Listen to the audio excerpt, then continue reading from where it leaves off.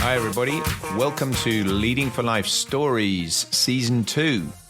My name is Bob Judson, and I'm your host for this podcast, and I'm absolutely delighted to have you here joining me. Thanks very much, and I really hope you enjoy what follows.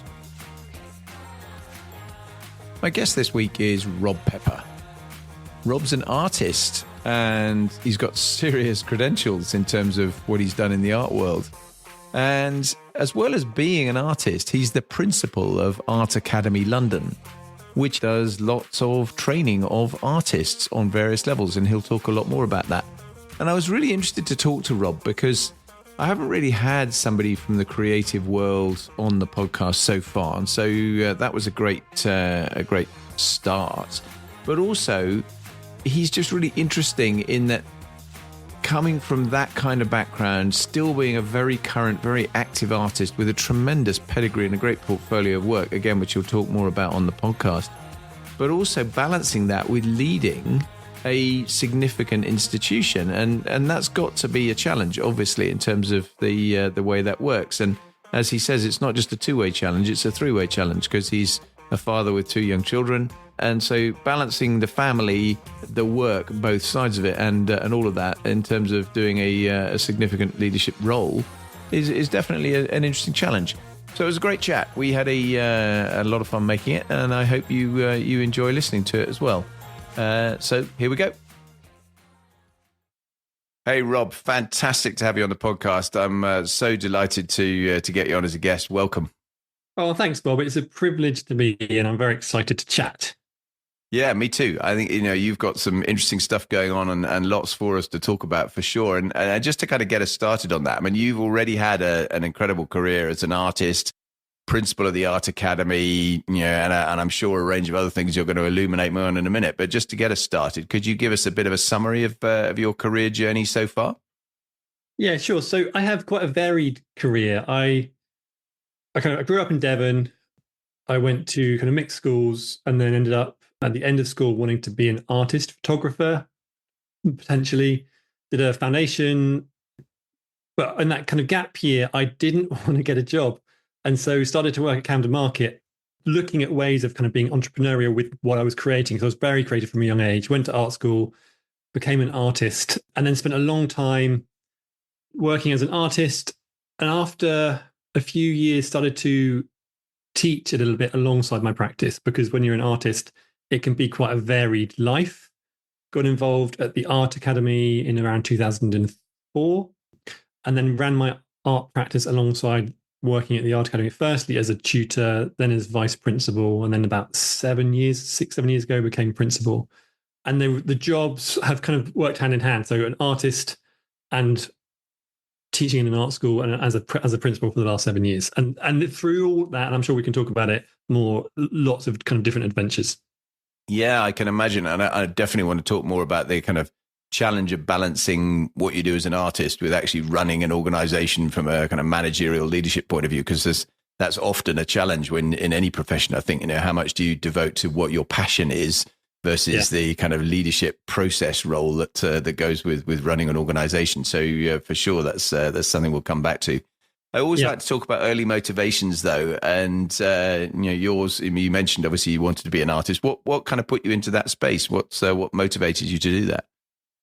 I went to school that was quite heavily focused around people becoming accountants and lawyers.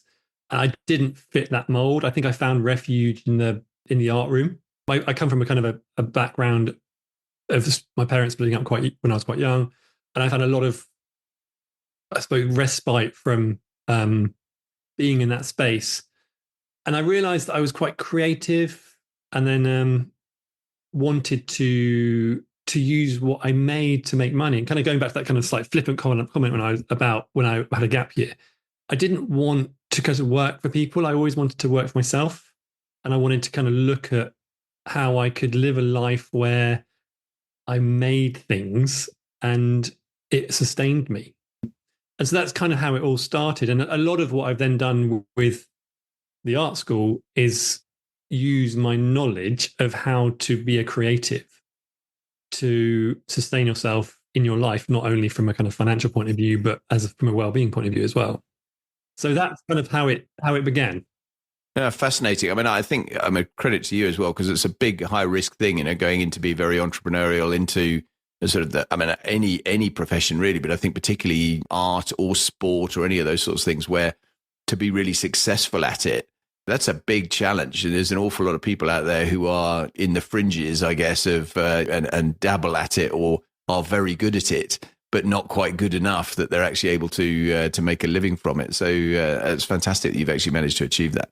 Yeah, I think that a lot of that is around how you define success. Actually, when I began, I didn't feel successful at all because I have friends who have gone and either they've gone into banks and made lots of money, or they've gone to do other things, become famous in other realms, and are super successful. And I remember there was a article that I was in, and the photographer came around, and he was 15 years older than me, I think, and he said, "I've changed my definition of success. For me, as a creative, paying my rent and paying my mortgage through my practice is success." And I was like, "Oh, okay," because it's kind of it's tough. And so a lot of the early, through the 20s and early 30s, it's you don't do what some of your friends who've gone through normal paths do, because you're not in the same financial position, but you're getting different benefits from it. Yeah, as an ex-military guy, I can completely relate to that. Because if you're in the public sector in any form, of course, it's not a get-rich-quick scheme. And for me, the success element of what I did and the enjoyment of what I did was never ever about the money. I mean, in the Air Force, if you try and make it about the money, you're in the wrong job, because it's never going to be one that's going to make you excessively wealthy. But you do, as you say, and I completely recognize that, you get your reward in a different way. I mean, for me, flying airplanes around was, there are many instances in my life when I should have been paying the Air Force, not the other way. I think, it was just hugely rewarding. So no, I can totally see. But that's quite hard from within society, how people expect it to be about money and, climbing up a ladder. But actually, when you're in that, you flying airplanes, or me making artwork and doing a show in Texas or Dubai or whatever, sometimes I wouldn't make any money from it, but it was another thing for the CV. It was an experience. It brought a breadth of knowledge that I wouldn't have got if I was climbing a different ladder. Yeah, no, I can totally relate to that, and I think that the one challenge I see from the kind of world that we're both totally different worlds, but the making that kind of step is in later life. Of course, it suddenly becomes a challenge when you need financial security if you haven't managed to build it up. So if you haven't become financially reasonably successful, then your life becomes a bit more challenging inevitably as you get older. And I think that's one of the things that's always a bit of an issue, isn't it? Oh, definitely. I think within the arts and creative realms, it was very clear early on that I needed different income streams. And actually, going back to that gap year when I with my partner, then my wife now, we did counter market and we sold things and we learned how to market. We learned about product creation. It wasn't artwork. We were making things from kind of upcycling, they'd call it now. But I would go, and every week you'd be there. You'd learn all these kind of different skills, and those skills I've taken into all sorts of different realms, from starting as an 18-year-old at Camden, to marketing things now, but also products. What change the name of something slightly, and you can charge double the money. It's all those kind of things. But doing that, I used to do that every week. It got me through university, actually. So my background, my parents split up when I was young, and my single mother on benefits. So I sustained myself through university, through doing calendar marketing at the weekend, art school in the week. And so I realized even then, to get me through, I had to have different income streams. Yeah. Fascinating. Tell me a bit more about the art itself. I mean, you obviously go to art school. Not being an artist, I mean, you would laugh totally at any kind of artistic creation I'd ever produced when I was at school, because that was not my forte. And I think the teachers I had at the time were very clear in telling me it wasn't my forte. But, you carving your path, I suppose, in terms of what kind of art and how you find your way doing that. And then also where that's taken you, what you've done, what you're doing now, a bit of self-publicity about, where you've been on the art journey. Sure. So I actually studied, I love photography, I love drawing at school. I actually ended up doing sculpture. It was mid-90s, it was a period of art when Sensation was out. Damien Hirst's work was kind of young British artist, and so painting had died. Apparently, that was the thing. So I actually did sculpture at university. And as I left university, one of my tutors said to me, "Sculpture is great, but make sure it's flat pack because you just end up with all this stuff and you've got to store it somewhere." And so after university, I realized that this was very true because I was making these huge kind of structures, and if you're living in a very small flat or you're traveling around, it's quite hard to make. So I loved drawing, and we went away to Australia for a year. We did a year in Australia, and we were living in different places. We were traveling in the car, so I started to draw again. I love drawing, and so my first solo shows were in Melbourne, and then I came back from Melbourne with a pretty successful show. I sold out, which was great, and I didn't. That was a great example of different things I've done where I knew nobody. I knew nobody in Melbourne really. And so how do you get an opening when you don't know anybody? So I'm inviting random people. So the sweet little story was, well, I used to watch Neighbours. And so I wrote to the Neighbours cast and invited them to my show. And one day, Harold Bishop randomly phoned me up and said he was one of the characters. "Thank you for your invitation. I'm sad I can't come, but it was kind of this thing. It's like, okay, I have to think quite creatively here of who am I going to invite to this exhibition in Melbourne when I know nobody." Came back to London and I did a residency in Highbury for a year called the Florence Trust. And my work then was a lot around drawing and drawing kind of everyday moments. I used to draw without looking at the paper, thinking that what I was drawing wasn't that important. It was more about capturing a moment. So, and I also have a belief that we all can draw from a young age. We love drawing, and at some point, people's brains start to think too much about what it looks like. And so I tried to not care about what it looks like. We got asked to go to Texas, and I created a book around Texas.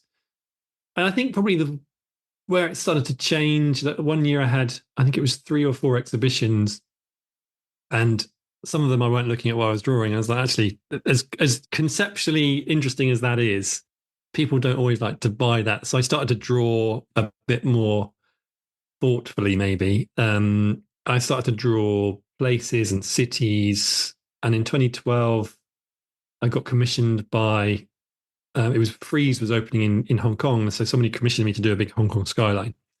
So I did a big Hong Kong skyline, which went really well. And then around coinciding with Brexit, actually, those friends that commissioned me to do that were moving to China and doing lots of work in China. And I did a show called Design Shanghai. So I started to go to Shanghai every year, twice a year. And I drew City Shanghai, Beijing, Hong Kong. And I think, so my work is kind of about capturing place and looking at how I can then use artwork in all sorts of different ways. So it's not just about drawing. I'd look at how you could use that image in multiple different ways, whether it's making it into cards, making it into these massive public artworks. Everything was drawn by hand. I love drawing by hand, pen and ink, really simple. If I'm traveling, it's literally a pen and a small sketchbook. If I'm here in my studio, then I'm kind of drawing big. And then I'm using those images to make compositions and paintings that range from, as I said, kind of small little images to, I think my biggest piece is 80 foot long by 20 foot high. Wow. And is that, when you do something that sort of scale, I mean, is that hand drawn or do you draw it at a smaller scale and it's enlarged? Yeah. So that's drawn by hand, quite large, but not that big. And then I'm looking at, so that was actually done in lockdown, that piece. It was in Shenzhen. And I drew it and I scanned it and then I work kind of digitally and I send it to a fabricator in wherever it is. So I've worked out a way where I can use my images to not only have the original one, but also to then use them in different contexts. So I've just come back in May from Guangzhou, which there's a big development just opened called M+, and they commissioned me to kind of capture the 4 cities around the Greater Bay Area, so Hong Kong, Shenzhen, Guangzhou, and Nansha, where their building is. And I made it into this big image containing kind of a bit of the new buildings, a bit of the old buildings. It's quite colourful. And they made it into this huge 5-layered piece of glass that I think is 4 meters high by 10 meters long. Wow. Nice. Yeah, you've obviously, I mean, I love the Neighbours story. I think it's great because I totally identify with that. But when I left Deloitte in whatever it was 4.5 years ago and went independent. Suddenly it's build your own pipeline, start finding people that are actually going to pay you to do stuff. And that is a challenge, definitely, is right. How do I get this to work? And even doing the podcast, it's who do I get on the, how do I get guests? Who do I know? And to a large extent, it is, look through my black book, as it were, and see who I've got. And that would have been, at your age early on, that would have been much tougher. Got a much smaller black book. Yeah. So I totally see that. Well, it was kind of pre-social media. And actually, just going back to that time, I used to do a drawing every day as part of my practice, and that was before Instagram and things like that. And that got picked up by the BBC and the Guardian quite early on. But the neighbour story is sweet because it is about how you create. You have to think creatively, but also be nice to be. It's kind of a charming story, right? It's kind of even though it was quite flippant. It's given me stories to tell other people, and brought smiles to people's faces. And yeah, and you never know, do you? I mean, you take a pot shot at these sorts of things on let's have a go and let's have a conversation and see whether it leads to something. And some of those you're going to land, and some of them you're not. And I think if you don't try, then it's it's going to be always, would that have worked? So it's one of the things certainly in the training work I do now, a lot of that, I'd say to people, you got to have a go. You need to just go where your heart is and push for stuff, because if you don't be optimistic and shoot for the moon and just go and try stuff, then it's very hard to make real progress. So no, I think that's great. Well, I think that's the thing with going to China. It coincided with Brexit. There's loads of artists in the UK, and and I'm okay, but there's lots of good artists around, and it was just an opportunity that arose. The UK, I think it was DTI then, they were offering small grants to help with the stand stall. So it was like, basically you could show for free pretty much. I just had to get out there and pay for accommodation. It was kind of a bit of a punt, really. I didn't make any money for the first 2 years. And everyone said, come year 3, if it doesn't work after the 3rd year, it's not going to work. And so I did 2016, 2017. In 2018, actually, the British consulate got behind another show in the same space called Best of British. And it was in that kind of similar vein where I just got chatting to lots of, the guys working there were my sort of age. And I said at the end, I said, I've got all this work. Do you want to have it? Do you want to put it in the consulate? And they were like, yeah, sure. And about 6 months later, and I was kind of on regular contact with them, they said, oh, we've got a VIP coming. We're looking for a gift. We're looking for a gift for the mayor of Shanghai. Can we give one of your works? And I was like, yeah, fine. And then I got a random email from number 10 Downing Street saying, could you send me 2 images of your London drawings and your Beijing drawings? And I was like, yeah, sure. It was quite cryptic. And then it transpired that the VIP was the Prime Minister, and the number 10 had seen it. And they decided not to give it to the mayor of Shanghai, but give it to President Xi instead, which annoyed my friends in Shanghai. But I was like, I don't care.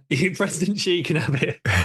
So yeah, and that was quite a big moment for me. Going back to that same, pushing at doors and being nice to people. I was like, I could have brought it all home because it sat in my cupboard, but I put it out there, and luckily that kind of turned up. Yeah, that's a fabulous example as well of, because again, get that big break. I mean, I think that must be true for a lot of the creative industry, but actors, for sure, you just need to break into the market, don't you, somewhere, and you need someone to pick up and go, yeah, actually, you're the guy we want for this. And, because that's obviously the opportunity that opens the doors you need downstream. Yeah. One of my people that I kind of see slightly as a mentor, he's a writer. He said quite early on to me, just be good to work with. Because he's worked with lots of different people. He was a creative, and that's kind of part of my ethos. Is always try and be nice, because you don't know who you're not being, who if you're being a bit grumpy or something, or a bit ego-y, how that might come and bite you later on. No, I totally agree with that, and that's, again, it's something I tend to say to people a lot: is don't shut doors you don't need to shut. If you can possibly walk away from a relationship or a piece of work or whatever with, even if it hasn't gone as you want it to and everything else, actually leaving in a place where you can come back, as opposed to burning the building down on the way out. That's a much better place to be, because as you say, you never know what's going to come back. And these conversations, I've had exactly that. I've had things that conversations and connections I've made years ago that suddenly someone comes back and says, "Hey, I'll be really interested in you doing this for me." Well, okay, yeah, fine. So it is one of those surprising things, isn't it? Moving on a little bit, you've transitioned in a way, from being, I'd say, just an artist. I don't mean that in any kind of negative sense, but being focused entirely on being an artist into a kind of leadership role, managerial, I guess, initially, then leadership role with what you do at the Art Academy. A, can you talk a bit about the Art Academy, what it does and how it works? And B, I'll then sort of come on and develop that a little bit, because I think there's some challenges in there in terms of leadership style and how you shift between those two things. But Art Academy first, what's it all about? The Art Academy was set up by an artist called Tanya Russell in 2000.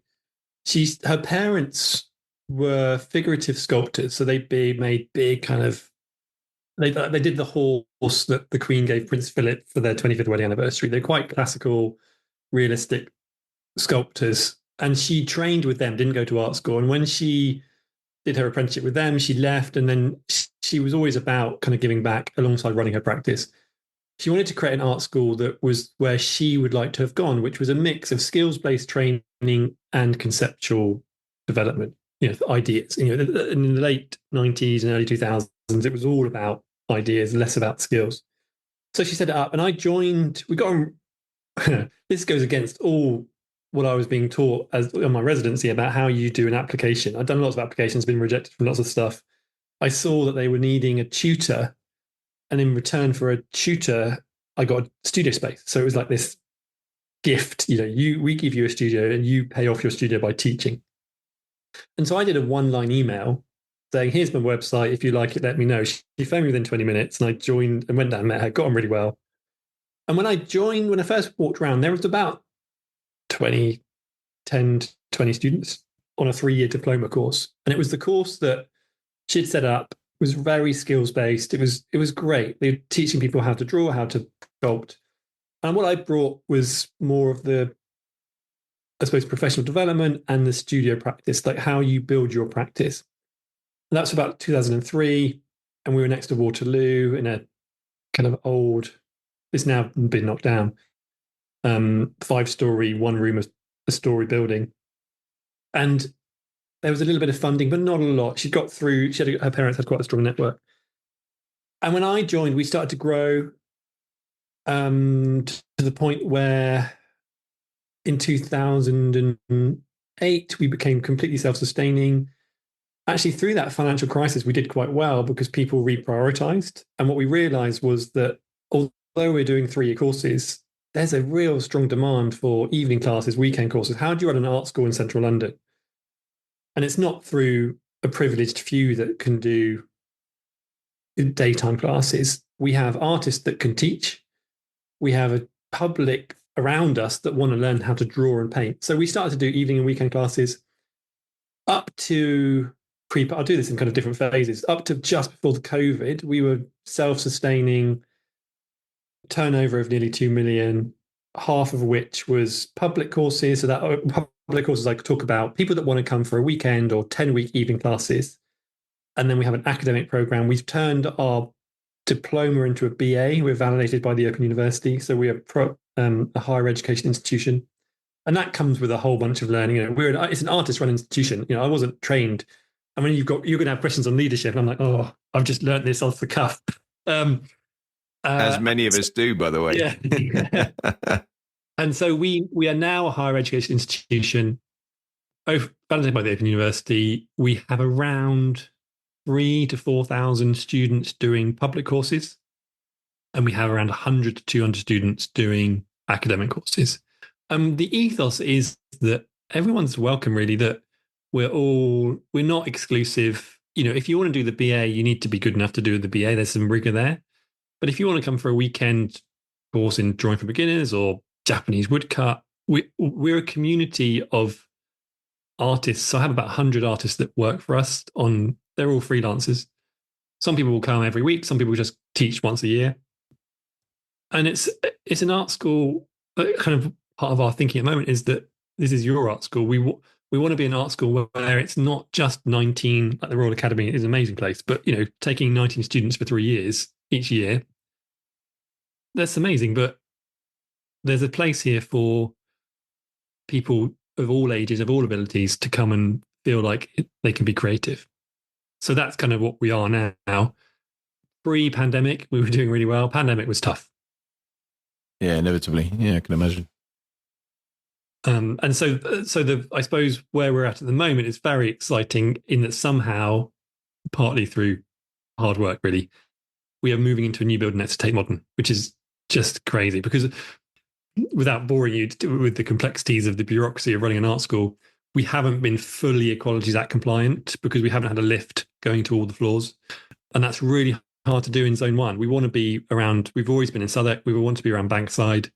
That's where our students are, that's where we're known for being, but it's just really, really tough and really expensive to try and be there. So we've managed to secure a new site next in the Triptych development, which is owned by JTRE, and they've been great in helping us. And we've raised around £3 million over the last 2 to 3 years, and we will open in a couple of weeks' time. Well, we've done a soft opening, but our big opening is in September and October 24.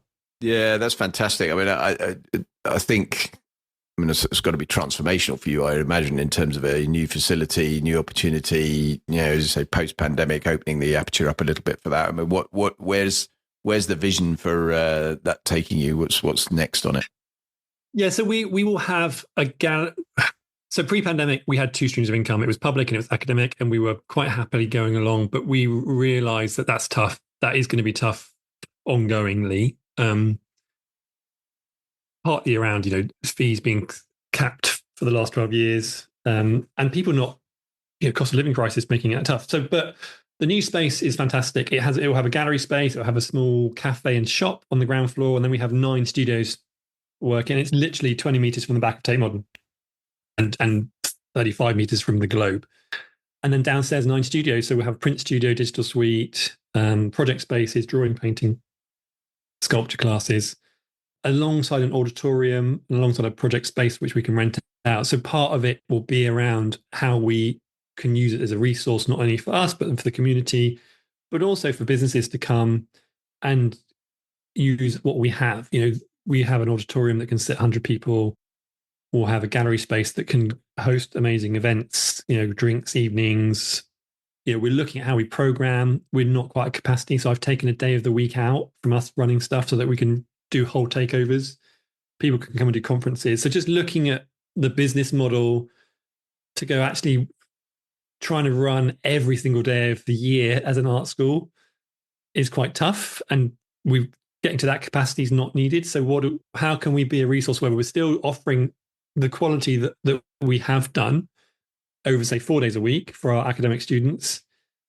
And we won't do a Thursday evening, say, but actually events in London on Thursdays are really popular. So people can come and use our space to an event, and that just then helps us out. We're an arts charity, right? So we just need that. So that's part of our thinking. And it's a really, really nice space, very open, and the location's incredible. So it's been a lot of work to get there, but also our thinking has been around how do we become a sustainable model whilst staying true to our core values, but being realistic about what that means and being a bit more flexible. Yeah, nice. I really hope it's successful. It sounds absolutely fabulous. Going back to you and the leadership point, because it made me smile when you said, you just learn it off the cuff kind of thing.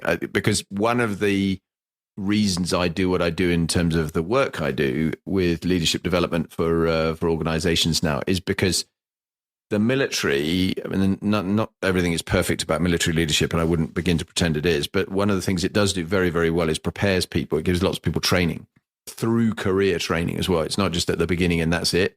Whereas actually in the kind of private sector space, it tends to be, and it's not a universal truth because some organizations are better than others, but it's a bit more accidental leadership. People end up rising to the top because they happen to be quite good at leading people, or actually they rise to the top because they're good at doing what the business does, whatever that type of business that is, and they're not very good at leading people, but that doesn't matter because they don't care. They're more interested in, have you made the sales, and are you making the business money? Which is a challenge because you end up with some quite poor leadership in some instances as a result of that. And so that's good for people like me because it gives me an opportunity to turn around and help people improve. I'm really interested in you and your journey, as it were, as you've moved from being you and an artist and doing what you do, particularly in a world of creative space where it's possibly not the most straightforward set of people to lead, if you like, and how you found that, how you've shifted style, how much consciously you've kind of changed yourself to get to a place of where you are now.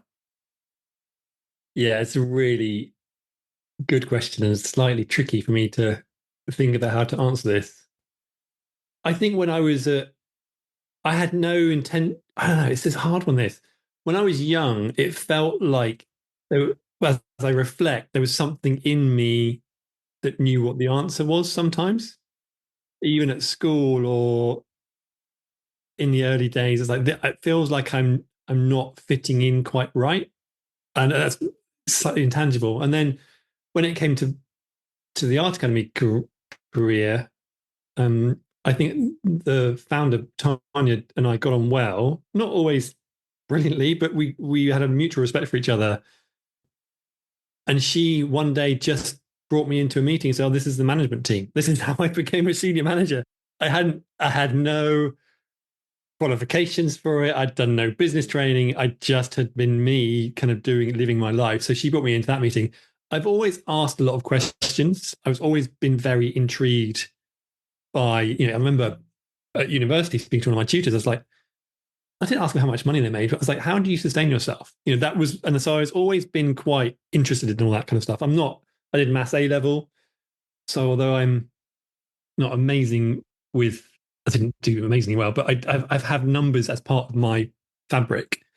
And so through that has meant that there's part of running a business that I'm interested in how it actually works from a, not just a conceptual, floaty artistic point of view, but how are we going to be able to pay everything?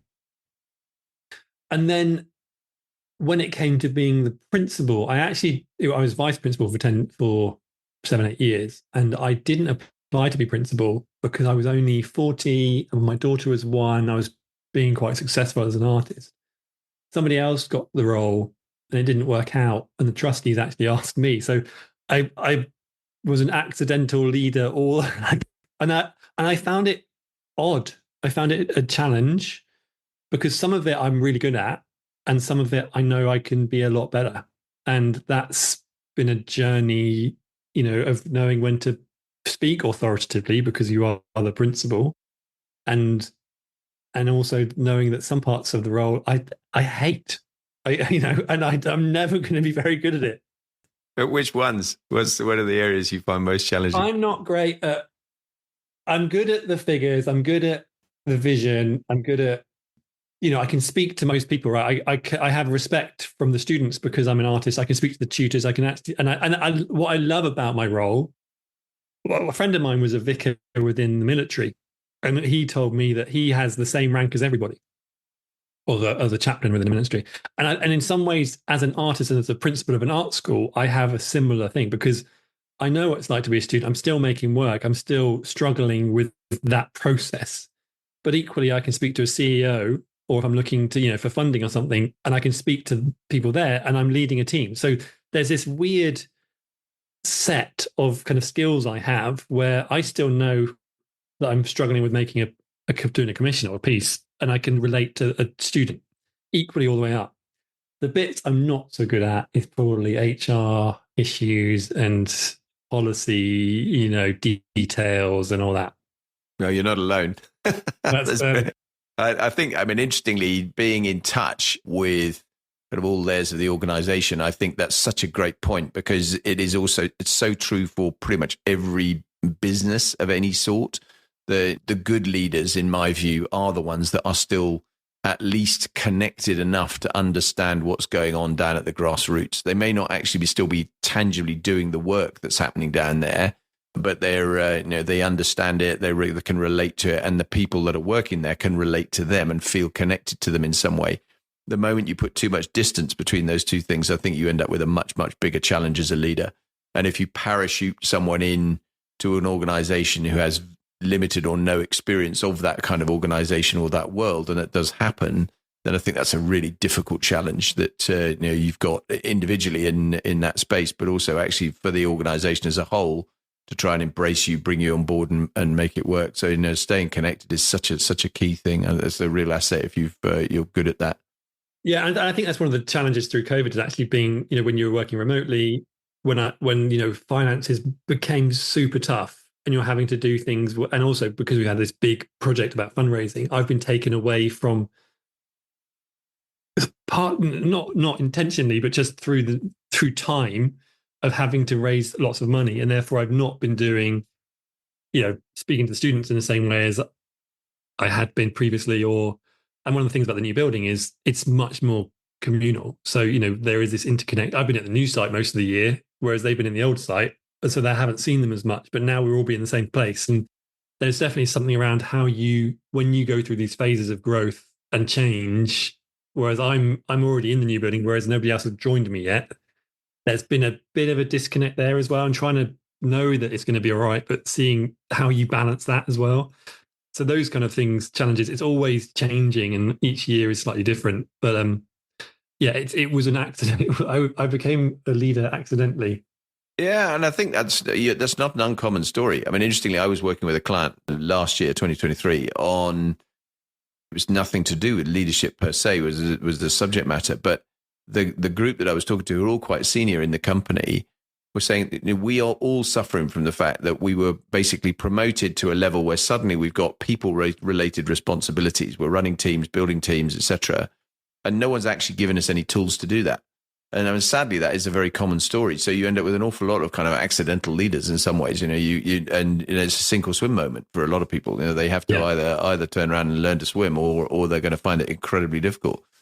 I mean, how have you found that? Because having been in that position where you first went to that managerial meeting, no experience, have you consciously adapted and shifted your kind of leadership style? How have you grown to where you are now? It's a tricky one to know how to answer that one. I must have changed. I feel like I go through phases where I think the difficulty I find is around handing work over to people and then it not being done in the way that I want it to be done, and then grabbing it back again, and trying to give people more autonomy, and then realizing it's not quite as it should be, and that go. That's a bit I find quite tricky. Well, amusingly, so it was one of the things I talk about a bit on when I do a lot of work with Deloitte University. When I speak there, I talk about I went through a phase I suppose in the middle of my 2/3 of the way through my Air Force career, really, where I suddenly had to be delegating a lot more. I had to be getting people to do work for me. I've always been very, very picky about kind of particularly written work in terms of what, how it was done, whether it was grammatically correct, spelling was correct, and format and all that sort of thing. And I'd get people producing something for me that I'd go, no, I don't like that. And effectively I'd rewrite the whole thing, and then they'll see what I'd sent. And it was utterly demoralizing for them because they knew that, why did I waste any time doing this? And so what I actually say to people, I shifted, I consciously shifted and said, right, okay, I need to recognize that there's an 80% solution here. That it may not be the way I would have written it, but if it's accurate and if it's saying the things we need to say and the style is just a bit different to mine and so on, then I'm fine with it, even if I'm signing it. And that was it was quite a big shift moment for me to do that, but it did help. Without doubt, it made a big difference to the people working for me, because suddenly, instead of them ultimately going from probably trying to produce an 80% solution to ultimately going, well, do you know what? He's going to change it anyway, so I'll give him a 50% solution because, right, there's no point in me wasting too much time on it. Suddenly, they now know that almost certainly I'm going to send what they send as long as it's got the right things in it. And now you get a 90% solution. You really shifts it in the other direction where people put more emphasis on it because they know that it's important. So yes, but I think again, it's a very, very common issue for people in leadership roles to let go and genuinely empower people to fly, as opposed to still constrain them and clip their wings a bit when they're operating.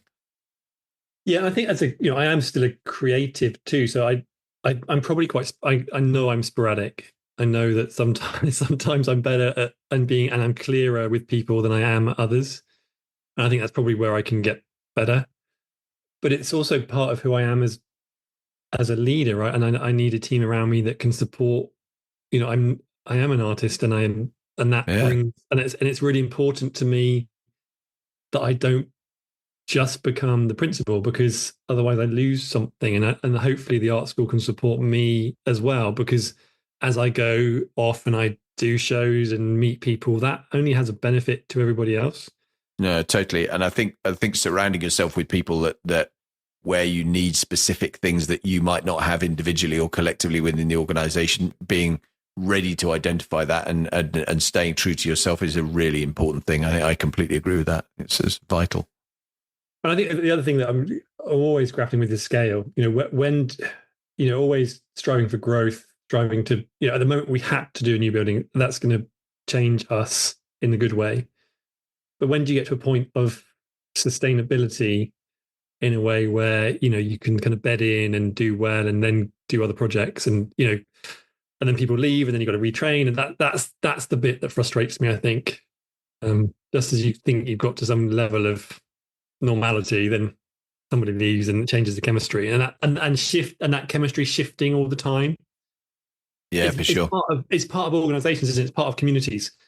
But sometimes I think we jump, like at the moment, I'm just trying to take a bit more time before recruiting a couple of roles, just because, things like ChatGPT's come in and a new building's coming in. There's some shifts here that I'm not convinced what I needed 6 months ago or 3 months ago is what we're going to need in 9 months' time. So I'm just, but that's putting more pressure on other members of the team whilst we kind of reflect on that. But I think it's very easy for us to jump straight into thinking we need something in a certain way. But actually, we're in a really shifting landscape at the moment. I completely agree with you. I mean, I think the nature of what AI is going to do to all sorts of bits of the world is interesting. I think the changing nature of work, as in hybrid, people no longer being in offices as much, working, being very used to working from home, all that sort of stuff is shifting the game enormously. So it's most definitely a bit of wait and see. I think makes an awful lot of sense for a lot of individuals and organisations, for sure. There's a lovely story. A friend of mine, he quite high up within an arts organisation. He couldn't go to a senior management meeting, and his team did it without him. And they did a 3-hour meeting, and they gave him a report of all their thinking. And he was like, "I'm just going to see what AI would have done for that same meeting," and within one prompt got all the things they'd done plus a couple of extras. And I was like, and he was just like, "Oh, this is weird. This is kind of like what this, there's his team of 4 that have spent 3 hours in a meeting giving him a report, and he did it himself with AI in 30 seconds. And in 30 seconds. Yeah.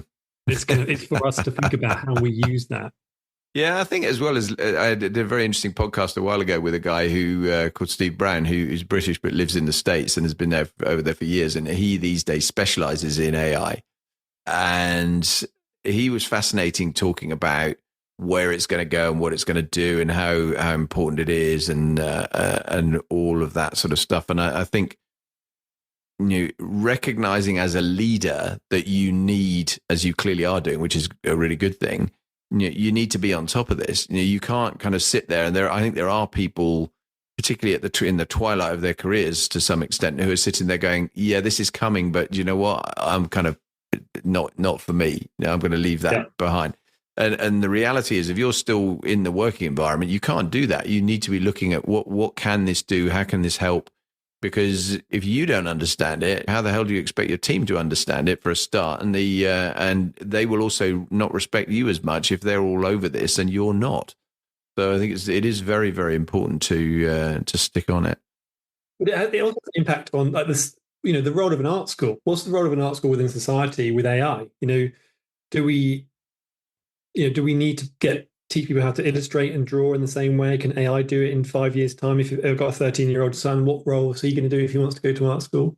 But this is why I'm quite positive, because I think what art school teaches you is a lot of the soft skills. It's about problem solving, setting your own boundaries, researching your own project. I think if you do that alongside, I know my students use AI for all sorts of things. And we can't pretend that doesn't happen. But from a higher education point of view, I think it's fascinating. But the role of the art school is about within a communal point of view, the place for people to just come and be and learn and be creative. And I think that's more important than ever. And the way we've done it for the academy is to put it in the center of the creative quarter and go, look, I think people should be looking at this model all over the place as a way of integrating arts and the community and what's going to be really important for well-being and an openness to it. So this is why I'm, excited. But I'm AI is part of that, and I think we can't run away from it. No, it's fascinating, particularly in the academic environment. I think it is really interesting because there is obviously a certain amount of fear if you're an exam body, for example, and you're looking at work. Has they actually done this themselves, or have they just produced it with ChatGPT or some other AI tool? And of course, the reality is they're the ones that need to think about how they're going to change and adapt to this, not turning around and saying, banning things or trying to restrict some of the way that the technological development that goes along there. I mean, I'm old enough to remember when electronic calculators were a new thing. And I can still remember when I was at school, I think I was probably about 10, the headmaster at the school had a just bought this brand new electronic calculator. And this thing was like a foot square. I mean, it was a big, chunky device, and it did plus, minus, multiply, divide. That was it. That's all it did.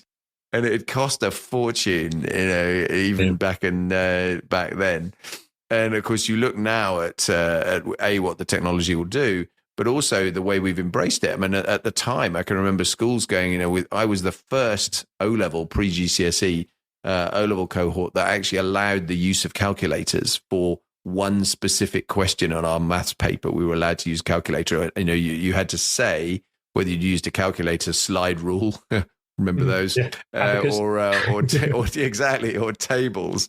Whereas now, of course, everyone just thinks this is a completely normal business, and people would look at you as though you've got two heads if you say, well, why would I not do that? But there are some detriments, of course, in terms of people's mental arithmetic and all the rest of it that come along with it. But I think embracing the kind of technological change has got to be the way forward for everything that goes on.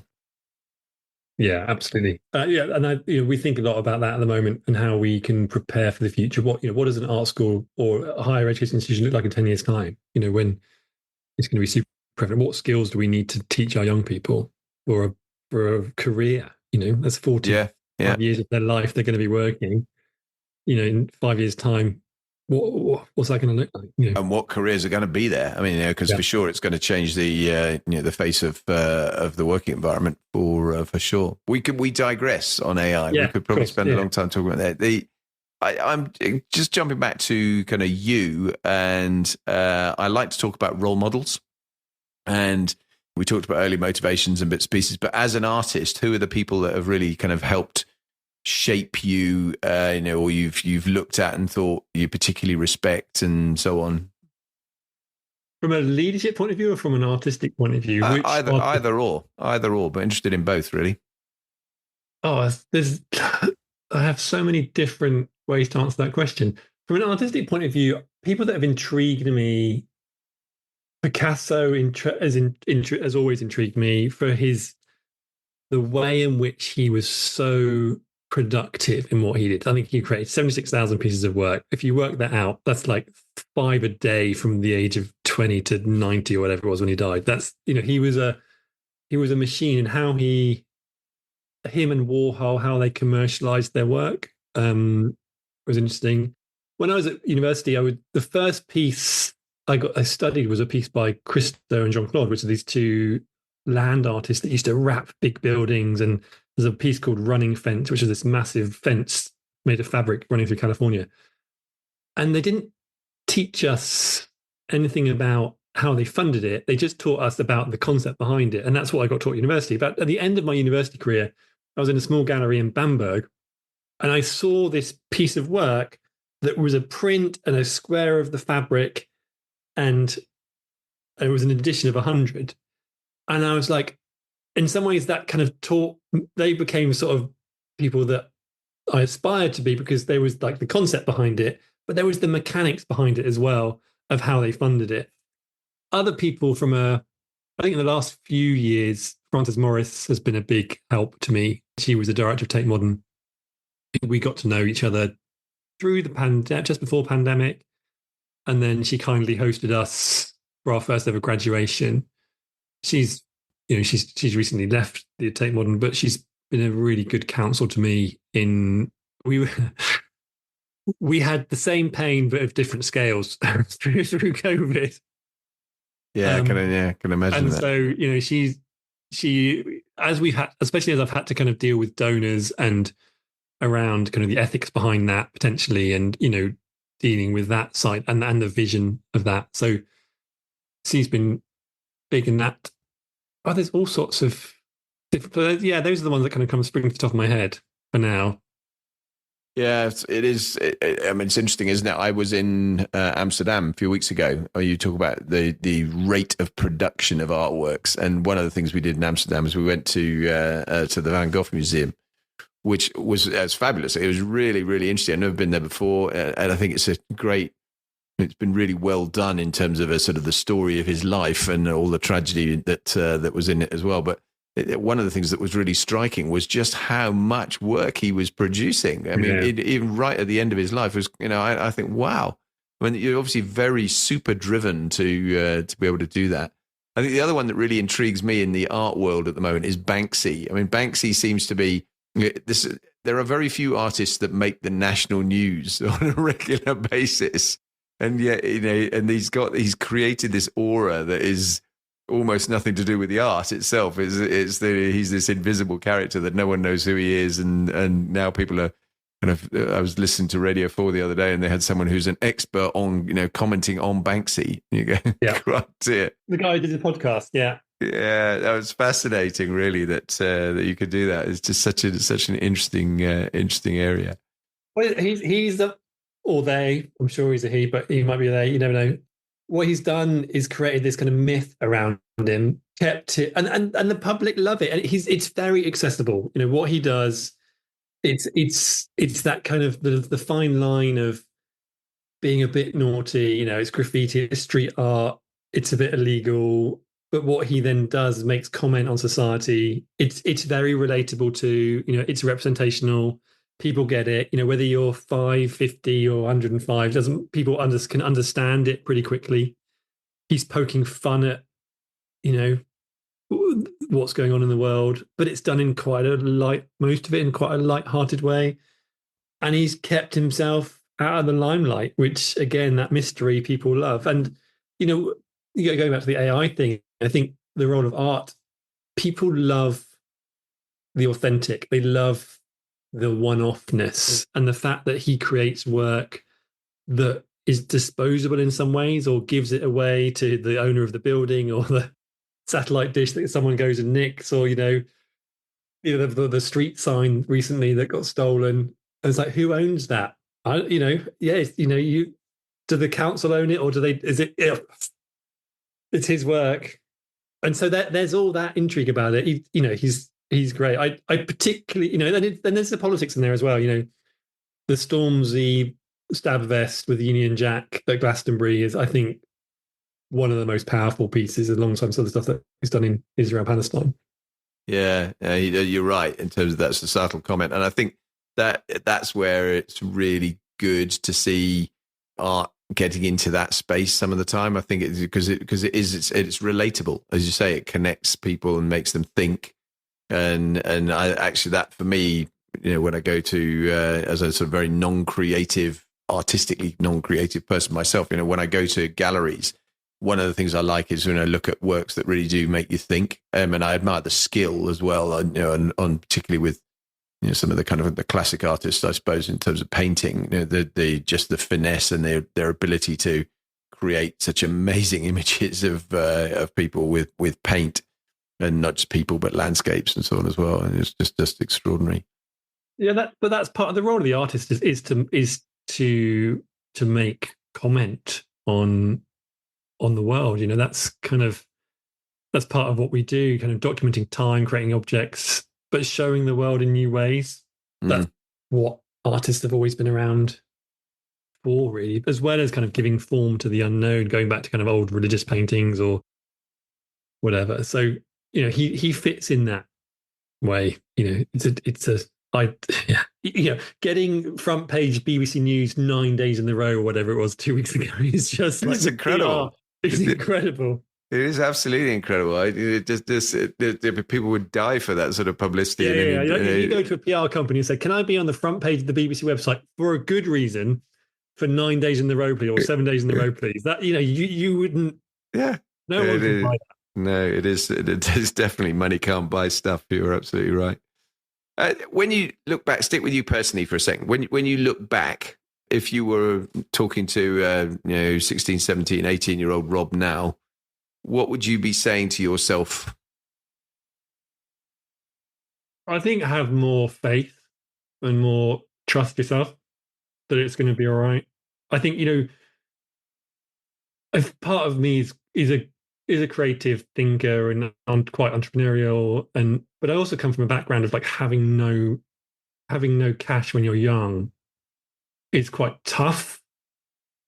And I think what I've achieved, I'm starting to kind of realize that I've done all right, which kind of is a bit weird. Not the art company doesn't pay great. It's not about that, but what I've managed to do in my career so far is quite unique.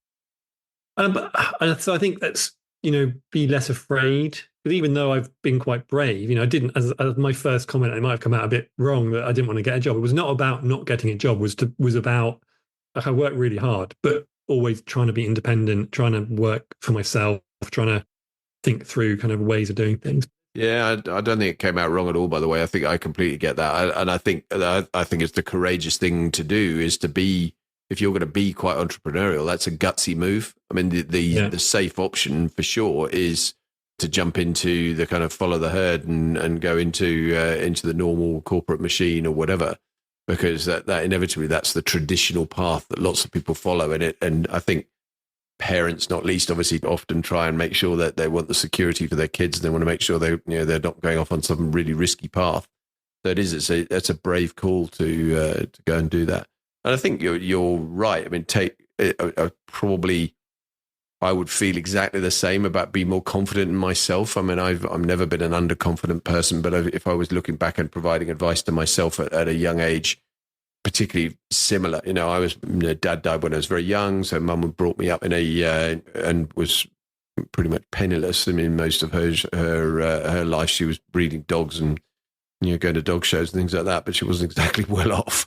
And that was a real challenge. And I think, interestingly, today, when you're looking at providing advice to youngsters today, one of the challenges is that the kind of cash value and cachet of cash, if you can say such a thing, has become higher. So it is, it's even more of a challenge to sort of step into a world where you're consciously saying, I don't care about that stuff. That's a tougher thing to do for a lot of people because most people are more materialistic now than they would have been 30, 40 years ago, I think. And it's a harder starting point. I think about what my rent was at university. I think it was 140 quid a month or something. And, even I was lucky enough to get on the property ladder early, when I was a third year at university, I inherited a little bit of money from my grandmother and we've managed somehow to get a mortgage, but it was doable. And that, we've been big beneficiaries of that. It's harder now for young people to do that. Even 100%. Through, New Labour, I was self-employed, but things like working tax credit helped us. That was a thing which doesn't exist anymore. So you're a self-employed, one-man band, but at least there's a little bit of support to make sure you can get food on the table. So there were financial challenges there, and I think that's harder now. But then equally, there are lots more ways to make money. If you've got half a brain about you, there's online platforms, there's creative ways. You can license images. Etsy, whatever it is, you can find ways to make a few streams of income if you're savvy. Yeah, I was joking with someone a while ago, actually, that whoever thought social media influencer would be a career. And it really is. It's easy to laugh about it and scoff at it a bit, but when there are people who are making way more money than you and I combined, I suspect, in doing that. So my son's the cricketer, and he 1 year he's only 13, but a couple of years ago we did a little film of his highlight wickets when he was 11, and he's quite good at bowling. It's on 1/3 views. Yeah. And it's like, if he'd monetized it, he can't monetize it yet, but I think it's worth about 20 grand or something in the kind of.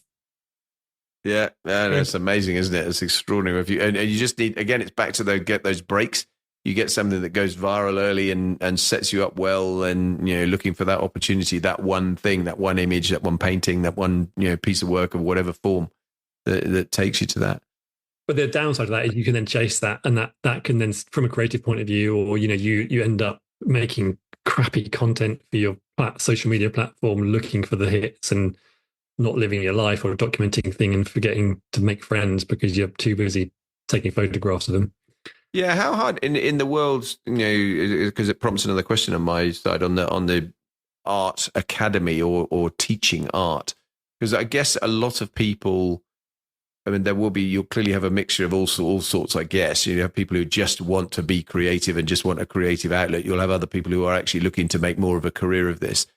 How do you constrain them, the ones that are looking to make a kind of monetized career out of it? How do you handle that in terms of shaping them so they don't get too ambitious too early and lose their way creatively because they're just chasing social media views, etc.?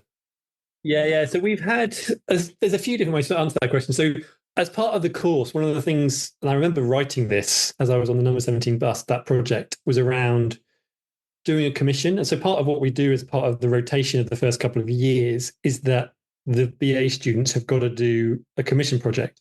And that's around how you create work for a client, which is unlike all other art schools. Like I've never seen another course that does that. So they have to they have to go and find someone. They've got to get them to write a brief alongside them, and then they have to fulfill that.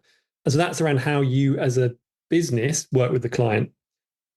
So we make sure, and we do a lot of professional development. So we make sure that people have their websites or social media, etc. So those that don't want to do that, we make sure they've done that. There is a challenge around some people that come to us that have a social media following, and they might be doing like time lapse films or whatever they've done. They've done great, and they've got 50, 100,000 followers. They can be a bit stuck, and their work works from that point of view, and they're getting a lot of success. But we will then be challenging them to develop their ideas and develop what they're trying to communicate. And that becomes quite tricky because that might not be what their public want. And it might not give them a good grade within their degree because they're not fulfilling the brief and they're looking at kind of the learning outcomes that we're trying to get out of them. But they are equally massively successful. So it becomes at odds, and they can have more success than the tutors. I haven't got 100,000 followers, so it is a challenge. That how do you get that when people are being successful in some form and even making a bit of money from it, but then they come to us and want to develop, and now that's up to them. Then do you want to listen to us? And do you want us to challenge you? Do you want us to kind of push the boundaries of your practice? Or do you just want to stay in the same kind of envelope you're currently in? Yeah. We have lots of we've not had lots of people like that. I can think of a couple where that's happened, and their egos have been bolstered too early. Yeah, and I think that is a real risk, particularly in the social media space, isn't it? Where I mean, it gets talked about just from kids generally, not nothing to do with art. With chasing likes and just they want to put stuff out that makes them popular. And of course, the nature of the algorithms in the various social media platforms mean that you get fed more of what fuels you. And, hence, we could have a whole separate conversation about the politics side of that, where obviously it's clearly fueling racial divides and those sorts of things a lot of the time because you're stoking the fire as opposed to providing any kind of balanced content, which is what's clearly more valuable for lots of people. And it's all down to I think a lot what I'm learning is it's all down to the algorithm. I've got quite a big client base in China, and I've started last year to make kind of 3-minute long films around kind of tips and tricks and bit of advice. And I post it on 3 different platforms. And one of them's got 15,000 followers. One of them's got 6,000 followers, and I put it on YouTube and I get 150 views. It's kind of like, it's the same content. It's pretty much the same keywords, all that stuff. It's the same. YouTube doesn't really like me. There's nothing much I could do about it. No, it's totally so. And again, it is just finding that breakthrough thing, isn't it? Somewhere that spikes that and generates a different outcome. Um, Highs and lows, Rob. I like to talk about from a leadership standpoint, but also from a career standpoint, because I think the two things go hand in glove in this sense. About when you look back across your career, first thing is there anything you wish you'd done differently, and if so, why? Um, Differently. I'm quite pragmatic. I don't. There's not a lot of. I tried not to live with regret from quite early on. Every time something is, I've failed a lot. I didn't get into the art schools I wanted to go to. I didn't get the grades at school that I thought I was going to get.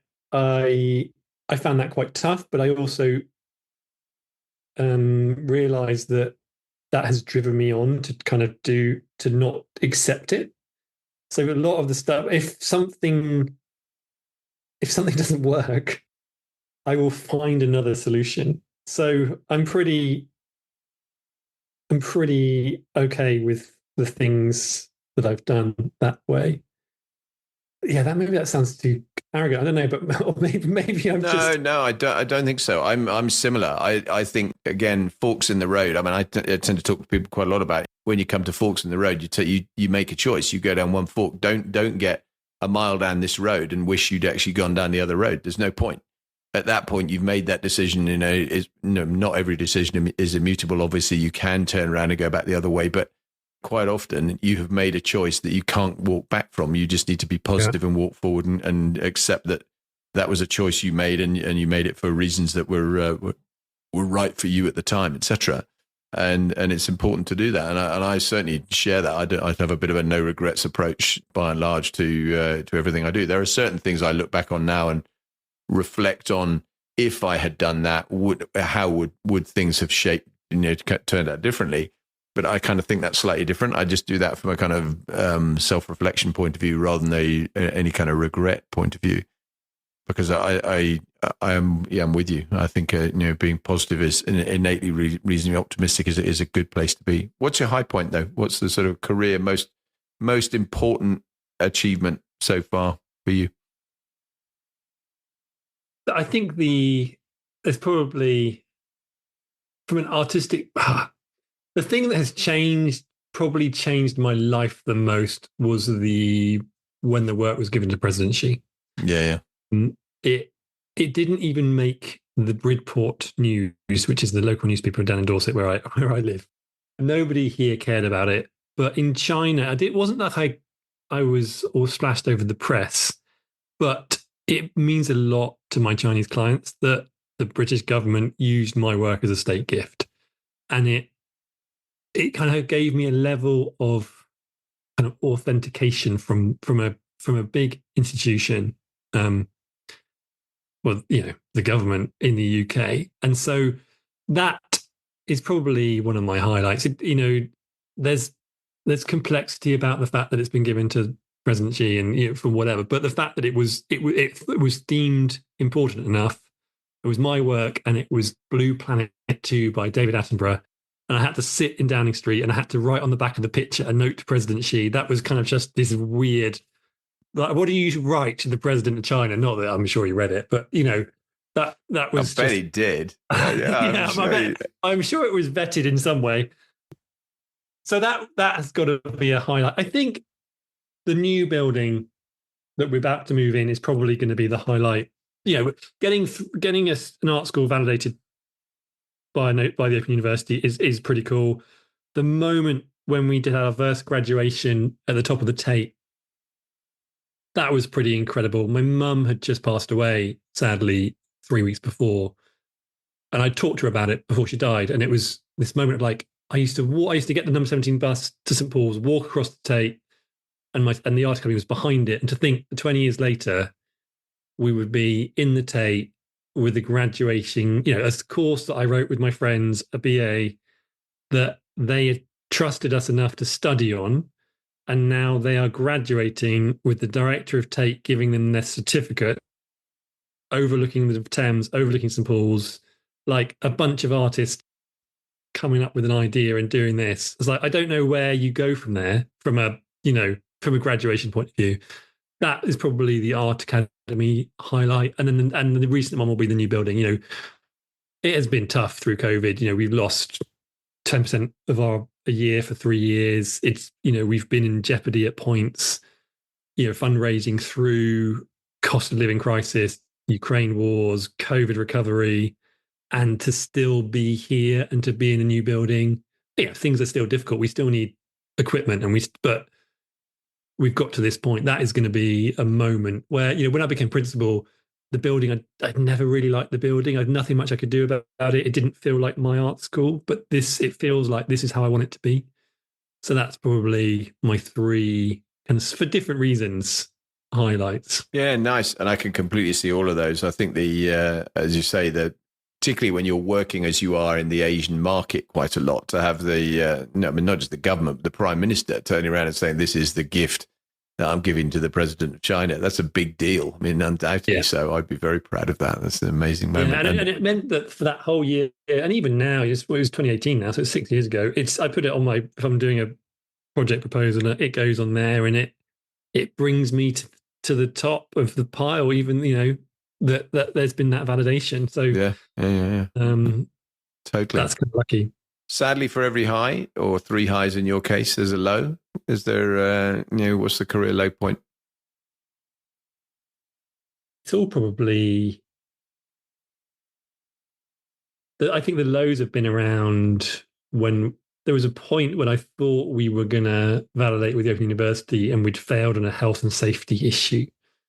Like we hadn't got the right fire something. I don't know what it was. It was fine. That was low. And the last bit has been probably an ongoing low since March the 20th, 2020, when, suddenly everything has been up in the air with COVID. How do you run an institution that doesn't have a lot of money anyway, that through COVID, through drops of income, through uncertainty, even, there's a point a couple of months ago where we thought we'd had some funding through a bank, and then they pulled a little bit of the money, and then I had to pay the developer $100K that week, and I didn't know where it was going to come from.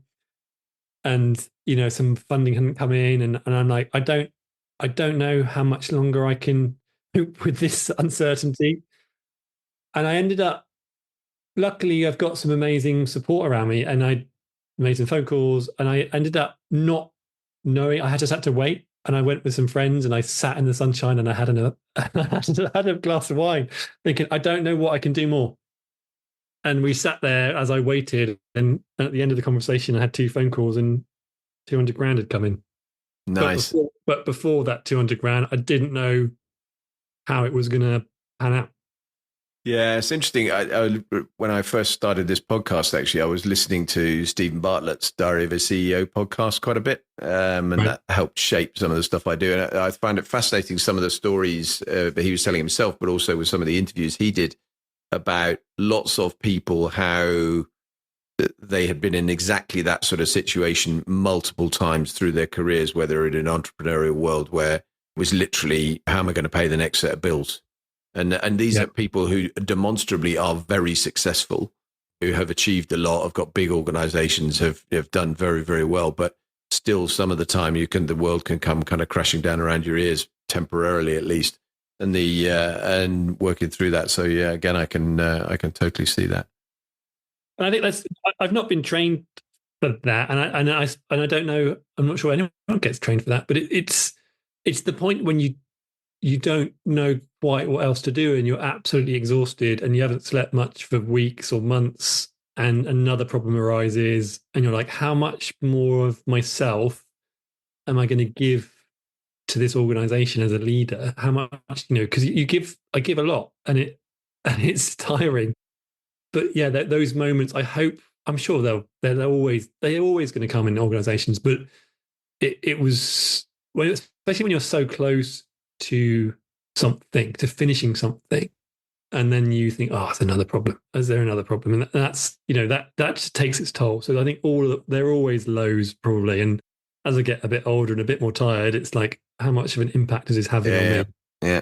No, I totally get that. I can see that completely. And I think I feel for you because I suspect, particularly when you've got commitments in terms of building a new building and all that sort of stuff that's going along, added to in the heat of all that stuff that was going on around COVID, that's just doubly difficult. You just don't need that sort of additional pain that is unnecessary.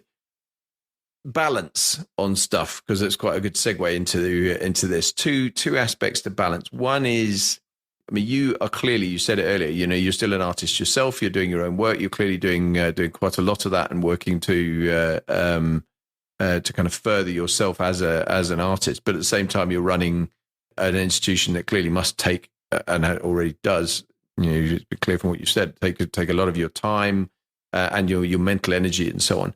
How much compromise is in there, and how do you balance that? How do you find a way to stay doing what you want to do artistically and at the same time run an institution that you clearly are passionate about and have spent a lot of time building? I'd actually add in a third part of that, which is family. There are definitely three chunks to my life, and it's finding the balance between all three of them. I've got a 9-year-old and a 13-year-old, and my wife. How you get all of those three things alongside my practice, alongside the art academy. It's difficult. The art academy eats my time, and as we develop further, I'm only supposed to be 4 days a week, with my studio day being a Friday, and then obviously weekends for family. It doesn't work like that. The art academy is quite seasonal at points. So there are points in the year where it's quieter. I try and give myself a deadline. I haven't done it this year because I've had other projects, but I would go to China twice a year for a show, a 3-day show, which gave me something to work for, and that gave me the ability to make sure that I had a deadline to keep my practice going. And as all artists do, you might have 6 months, but you end up doing it all within a 3-week period because that's just what happens. And so I do that, but often I just work different chunks of the day. So I will get up, I might do artwork early, deal with my China stuff early because they're 8 hours ahead. So, from 6 till 7:30, I'm communicating, and then I might do a school run. And then if I'm in, also I'll do a school run, and then I'll do academy kind of 9 to 5. And then I'll make sure I'm doing family time around, if I'm around, between 5 and 7:30. And then I go back and sit in my studio and work in the evening. Yeah, it's quite a challenge living down in Dorset and actually running the Art Academy in London as well, I'd imagine, with a young family. I mean, that's so I come up for that. So I stay up. So I'll be there for long days when I'm up. So I do that 2-3 days a week. Yeah. Okay. But it is the biggest challenge. And I have the same conversation every time I go on holiday, every summer, about how I'm going to do the next academic year and how it's going to be different and how I'm going to try and rechange it all. And it never works. Yeah. But I'm hoping this year, because of the new building, and there's a different set of challenges around generating income for the academy rather than fundraising for a new building. That becomes quite exciting. And with my artwork, there are two parts to my artwork. There's the one where I get commissioned, whether it's for a design for a big building or whatever, and then there's my own stuff. They're not the same. It's just another job. If I've got to do a public artwork or a commission for a design or a painting to commission, it's another version of something I've already done, really, because they want something in a certain way. And there's then, how do I develop my own work alongside that? And that's the bit that suffers the most, because I think probably going back to my biggest regret, it will be not making the artwork I know I could have made. Because that's the bit that's taken the hit, because the commissions I get to do, luckily, I can charge quite nicely for them. That helps sustain us. That doesn't, the art academy's income does not pay for us to go on holiday and things like that. It's the artwork I make that does that. Yeah. So it's the unknown artwork that I know I could have done if I had more time, but I'll never know. And maybe one day I will, but Nice. Well, that's down the no regrets line, isn't it? In terms of you've made that choice. Getting towards the end, but building on where you've just been from that work-life balance. What do you do? I mean, you've touched on going on holiday and clearly got a frenetic life with those pieces you're juggling. What do you do? What are your top tips for balancing the work and life thing? I don't have any answer for that question. I don't know it. I think, luckily, luckily, the artwork is my life that outside of my family. And so I am, I don't go and play golf. I love drawing, right? So when we go on holiday, I'm playing with the kids, swimming in the pool, we're going and looking at stuff. But for me to relax, I'm drawing. And that's part of the going back to the very beginning of doing something I love and making money from it. If I have spare time, I'm I'm cooking, going to a gallery, hanging out with friends and family, and drawing. So it's all kind of tied together. So and that's where it gets a bit complicated with if people are say I'm working too hard. It's like, well, actually, I kind of like this. So, Yeah. If that is your relaxation, I totally get that. That makes perfect sense. If you kind of and I suppose it almost plays back to what we were talking about earlier on about the volume of work that some major artists have produced over the years. That if that's your thing, then why wouldn't you do that? You're going to instead of being out on the golf course or reading books or running marathons, whatever it happens to be. If that's how you find your sort of life peace, then that's got to be a good way to go. Yeah, like I will never retire. There's no part of me that's going to ever stop making artwork. Like it's not going to be I'll get to an age and think, oh, that's it, I'm done. Even and that goes through to when we're kids drawing pictures in our on the table or wherever. That's who I am. I'm always going to want to capture something or draw something or go and see a bit of work and be inspired by it. That's just nice. Yeah, absolutely. One of the things I tend to do is I try and broaden the kind of conversation. We've done a bit of that anyway by talking about lots of other stuff, in the kind of broader horizons around AI and so on this. But when you look at the world we now inhabit, it feels to me certainly that the kind of the art and culture side of life gets a lot of pressure and is being squeezed, with budgets you've touched on in terms of, some of the stuff that happened with COVID, but also just individuals' time. Is that something you feel as well from an artistic point of view, or is it not as bad as it sometimes gets perceived? Yeah, I've noticed there's a two ways for me to. I think there's a broader part of that answer to that question, and there's kind of a personal one.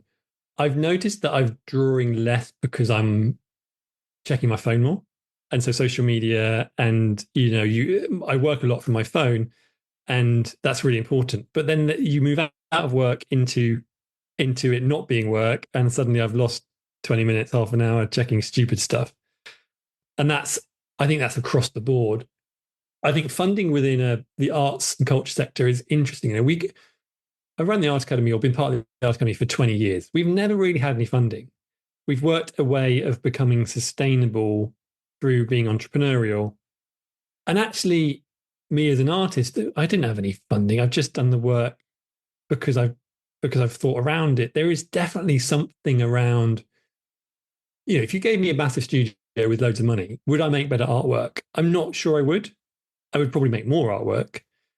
There's something around the need to react to society that artists and creatives have within the pressures of it that keeps people creative. You look at work that's created during war or hard times, it can be really powerful. So there is that is not maybe going to go down very well within the arts sector to say, that we could all, of course, we could do with more money. The trouble that I'm finding with the academy is that we've been sustainable in a way without a proper building. So there is definitely a need for there to be funding for infrastructure that we don't have that can change things. So there's a balance there around making sure that you don't give, that there is still a bit of need to fight and be creative because of limitations. I like that, but it can't be to the detriment of it dying completely. Yeah, because interestingly, I think I can see over recent decades, not just years, why there has been, not least from a government point of view, downward pressure on things that are, if you like, not wealth generators in the traditional sense, and so that they're going, right, okay, we've got all sorts of pressures here. We can't devote money to the theatre or to museums or to galleries or whatever it happens to be. actually, when you look back to where we were talking about earlier on with AI, I can see a world, potentially at least, where it goes almost the other way, because we're going to have, almost certainly, I think, a significant challenge employing people and providing resource for people in terms of an income and so on, in a world where actually a lot of their jobs have disappeared because they're now being done by by AI. And particularly a good example, when I was on a session recently where we talked about automation of call centers, which is something that firms like my old one at Deloitte does all the time, and they can say, right, we can go to a call center and we can automate it in 30 days. So now there are there's probably somebody, one or two people still working there, supervising, etc. But essentially nobody there compared to huge numbers of people that are there right now. And added to which, the automated version tends to generate higher levels of customer satisfaction because the phone gets answered quickly. And if it's done well, I'm not talking about the kind of chat bot that, just frustrates you when you join any kind of call. And of course, the quote was, I think 4% of the UK's working population is employed in call centers. So, wow. Suddenly you say, well, if you're going to automate all those, and it clearly makes economic sense from a company's point of view to do that, what are you going to do with all those people? So finding a challenge, an outlet for them, and a way to kind of challenge their minds and get them to do stuff. I think there is at least an opportunity there for things to shift back the other way almost, and we have more emphasis on the kind of cultural side of life and so on. Finding a way to pay them is a whole extra problem, but that's different. So I think it's going to be an interesting dynamic. It's the reason I asked the question. Really, is I just think it's fascinating to see where the world is going to head in that direction, and I certainly I hope it's the one I think it is going to be. Well, it's interesting. There was a report out a couple of weeks ago about satisfaction, and it was that arts and crafts bring a higher level of satisfaction than most other things. So, and it's not about being Picasso or Warhol or Banksy and selling loads of work. It's just about people making stuff and then they feeling good about the fact that they've made it. And I think that's where this isn't about being paid, but it's just about, what is the role of art within society? Obviously, we can, I think one of the things that I do and I encourage in others is to not be passive consumers of art, but to be active creators of that. We go to galleries, we watch theatre, and that fulfills part of your brain and part of your being. But actually there is a role of being a creator and encouraging that creator in all of us, however good or bad that might be. And that might be creating a pot, it might be drawing, life drawing or whatever, but finding time for that is really important. And that starts really young. And some of the work that I'm doing, even my wife is running, is around how to encourage good art education at primary school level, because they're seeing that that's really important. And yet you've got small primary schools or primary schools where the teachers don't know anything about art, what's good or bad art. And you made the comment about your art teacher said you weren't very good. Well, you might not be able to draw a horse right, but there are other ways to draw than just making representational drawings. And we're looking at how you can create how do you teach abstract drawing to a child who are good at that anyway, but how do you keep that going through up into 8, 9, 10s when they start to become very self-aware and think, I can't draw like my friend who can draw a cartoon character. That's not the only way of drawing. So, I think what I'm trying to do within the academy in ways, and then outside of that, is to encourage people to be creative and see that as part of their well-being, really. And that I think is really important. And I think that's where government can shift policy, and companies can come to the Art Academy and do creative days to help them. That would help us sustain ourselves, and that all that kind of stuff. That's what I'm hoping we can create a model for. Yeah, fascinating. And on your satisfaction point, I mean, interestingly, I wasn't very good at art at school, but I did do woodwork, and one of the things I was very good at was the sort of design and tech and doing woodwork and metalwork. And I've got bowls, turned bowls, that I made, the table I made and so on, that from school that I've still got. It's quite a long time ago now. And I'm still very proud of those, because they're exactly that. I made this. I've got real kind of literally skin in the game, in terms of having produced it. And it's a lovely thing to be in that position. And so, that's what I'm very broad in my kind of understanding of what art and creativity can be. I'm not saying everyone should do life drawing. I just want people to be, that we do, there's part of us that thinks through doing. And I think, we've become quite passive in, let's look at a screen, let's read a book. But actually when you use your hands, there is a connection between what you make and your brain working. And there are different tribes of people. But, you'd make turning a bowl or, whatever it is, it needs to be encouraged. And I think we sideline it because it doesn't have necessarily an end result or that is cash. Yeah, totally. There's two questions I always ask at the end of these interviews. You kind of answered the first one potentially, but I'm going to ask it again anyway, just in case there's a different shape to it. But what's the most memorable event of your career? I think it would, when I'm at the end of my career, I think I'll look back and I think it will be that graduation ceremony on the top of Tate Modern. Nice. To think that honestly, we started this art school as a bunch, not really know what we're doing, and to have got to that kind of pinnacle and to be respected enough by the Tate and for Francis to support us and people coming up. And yeah, it was a beautiful day. I think that will be the moment. Terrific. Lovely memory. Okay, last one. What's the most difficult question you've ever been asked? What's your art about? Oh, really? Yeah. I still don't know how to answer it. What sort of artwork do you make? I'm glad I didn't ask that then. Yeah. I